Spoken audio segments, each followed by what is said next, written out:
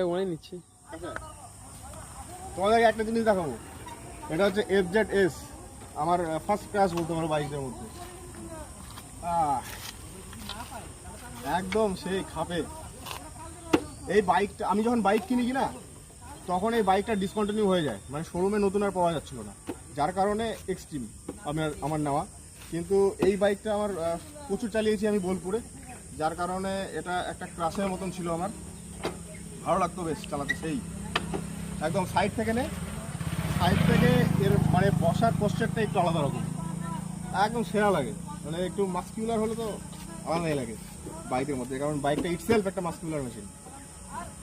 তো এটাই একটা ছোট্ট জিনিস তোমাদের সঙ্গে শেয়ার করার কারণ হচ্ছে, বাইকের আমি খুব প্রেমী ভাই।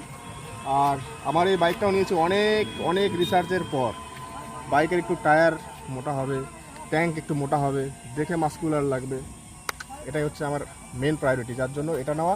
আর হিরোর গাড়ির মানে হচ্ছে যে এর মাইলেজ বেশি, আর প্রত্যেকটা জিনিসের এর যতগুলো পার্টস ইজিলি অ্যাভেলেবেল, প্লাস দাম কম, যার কারণে কিন্তু আমি ওটা নিই। কিন্তু ফার্স্ট ক্লাস এটা ছিল, যদি কন্টিনিউ থাকতো তাহলে এটাই নিতাম, বুঝলে।